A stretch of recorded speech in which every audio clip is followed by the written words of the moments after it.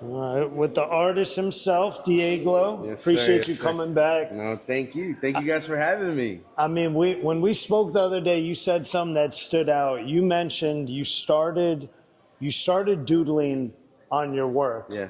and then you mentioned something. If you look back at your work, it's like someone's imitating what you're doing right Yeah. now. Yeah. And there was an aspect of the characters growing up Of with you. course.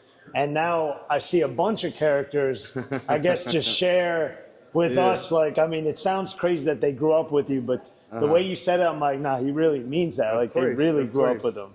I mean, it's really cool to be able to have a talent that I'm able to think of something and in a way print it out.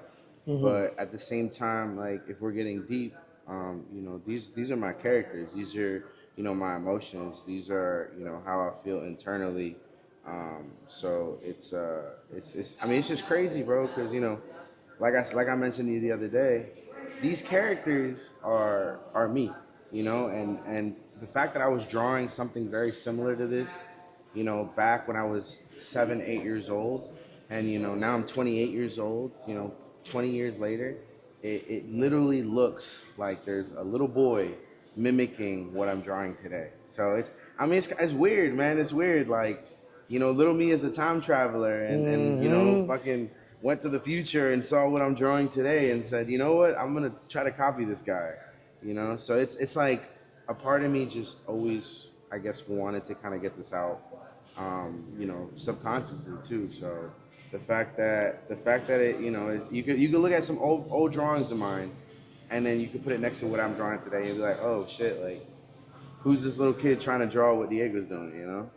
I mean, it almost sounds like a dream come true. It's like you have your younger you still intact. Of course, yeah, Like yeah. he right here in the Definitely, pocket, definitely. you taking care of it. Like these things lived on. They didn't just Yeah. die in those early sketches Yeah. or on the classwork. Yeah, no, Like they continued till now. yeah, man. I think there was definitely a time that I kind of turned that switch off. But I think that the older I got, the more I painted. At one point, I was also big on drinking, and I think little things like that was it was very easy for me to kind of go back into that state of mind. It was hard to get there, but like I definitely think that there was that good little time period of it was just like going back to my like inner self, my inner child, and just partnering up with 28-year-old version partnered up with 7, 8-year-old Diego, and now they work hand in hand with one another. You know. So if I look at other pieces of your work, do you feel like there's different drawings that are coming through? Hell yeah. Like, is it besides the characters? Is there Yeah. other things that There's a you've seen a pattern? There's a bunch of little things, from time to time. I'll never forget it. There was a McDonald's toy that came out back in the 2000s, bro, and it was like a Halloween monster edition. It came out in October. I remember that it was like they had the boys' toys. It was the Halloween monsters, and the girls' toys were these like little what are they called? Like little American Me dolls, something like that. Something very similar to an American Me. And whatever. Long story short, there was a character with tentacles as arms. And to this day, at 28 years old, I'm still drawing a toy that I got from McDonald's. Not even a toy that I bought at the store. Something my parents probably bought me a Happy Meal, and that toy just stuck out to me. So I draw tentacles. I draw a lot of like octopus-looking characters. I didn't do it for this one, but from time to time you'll see like some sort of tentacle kind of coming out of a character. Very very monstery, very like Halloween inspired characters. But what else do I do? I do a lot of fire. I do. What's the fire? Is that like an element of chaos inside? I think so. Is I that think so. like Yeah, I think it's just I get I have really bad ADD, like half of the world right now.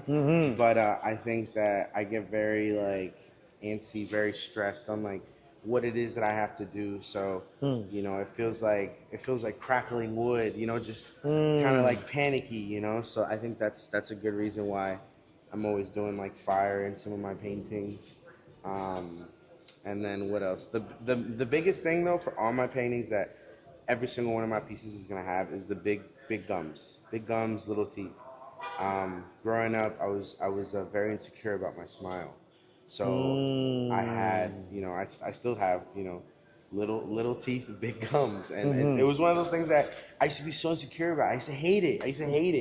Picture day, man, I smile like this. Even to this day, I'm a grown man. I still, you know, I don't do too much of crazy cheesing. No? But my characters, they cheese for me. They cheese you know? for Yeah, you? they cheese Okay, for that's me. real. Yeah. So I personally like I'm a very nice guy. I'm super smiley all the time, but at the same time, like I understand, you know, like it may not look like that. I may have like people told me like, yo, you look like an asshole. I promise you, I'm not an asshole. I'm a really nice guy. But at the same time, my characters, they'll smile for me. They'll smile for me, even if it looks like, you know, a little awkward, forced, you know, 7, 8-year-old like say cheese to the camera, ass smile, but hey, that's it. But yeah, you'll find teeth and gums on every single one of my pieces. Well, it's interesting you say that because the whole time I saw you the other day, Yeah. you're talking with people, you're smiling, you know, like of it's course. your energy. Like Yeah. it just stood out. You weren't closed off. Yeah. A lot of people were happy to see your work. You seemed very happy to see people. Of course, man. I always tell people I'm nothing without my community. You know, my before I called myself an artist, my community called me an artist. You know, oh, that's the guy that paints every day. Every single one of his Instagram posts is a painting or is him drawing. You know, but I never called myself an artist. I just did what I like to do.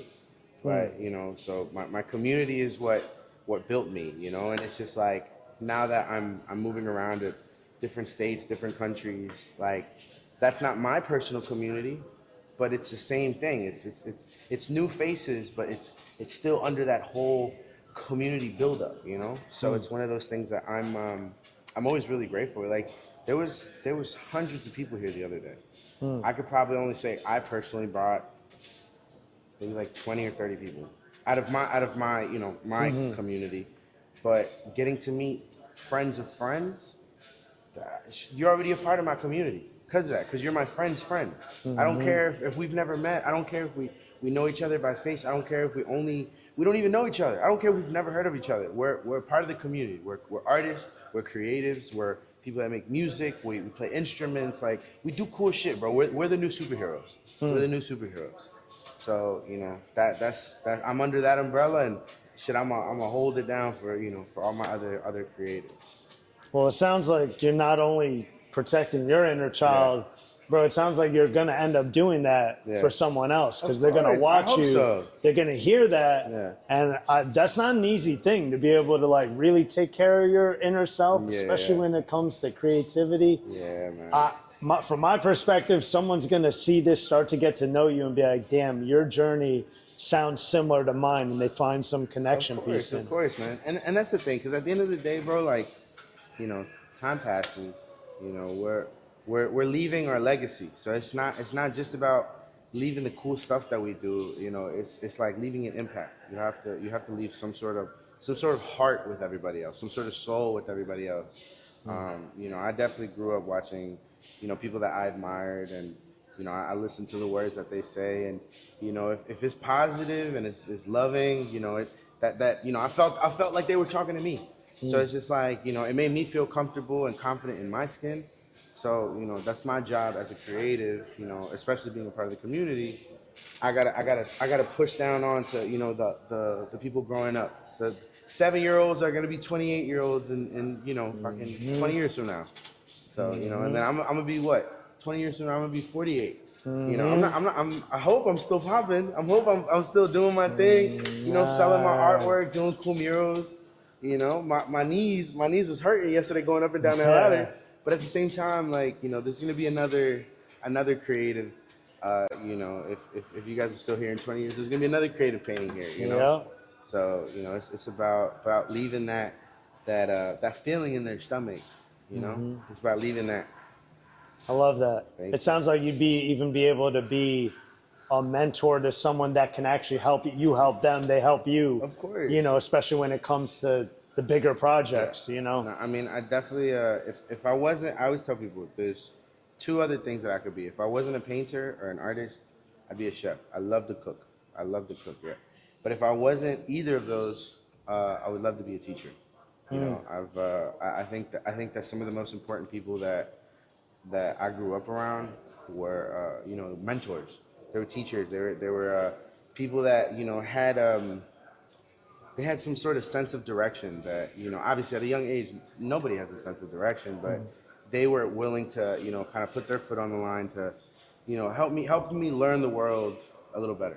I'm the only child too, like, so I didn't have siblings to, like, you know, teach me what to do when something happens. It was a lot of mentors, you know. So I think that would be something really cool that in the future, man, when I have my stuff settled and I can give my 100% to somebody else, you know, I'll do that. But you know, right now I'm still looking for a mentor, man. I'm over here just, you know, figuring out what's next for myself.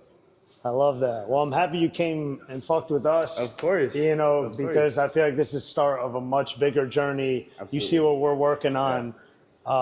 Yeah. No, man. I'm happy to do, you know, Kirby told me there's some more projects coming. So 2026 is going to be a good one. Yeah, man. I like I was telling Kirby, man, I saw while you guys were building this, you know, I saw, you know, I'm a huge fan of Omi's, you know, and Don't Watch TV and, you know, their whole team. So, you know, I was literally watching this spot being made. So, you know, just, you know, out of love for them, you know, and what they do, you know, getting to have some stuff, you know, within the same room as them, that alone is an honor itself. So, you know, I'm excited that, you know, I came to Basel this year, you know, and, you know, Sporty put me on to the project, and, you know, that I met you guys. And then, you know, I didn't think I was going to leave Basel with the idea of coming back in like a month and a half or a month at this point, you know? So I thought I was going to go to Miami and then I'll come back whenever I come back. But, you know, the fact that I'm coming back pretty soon is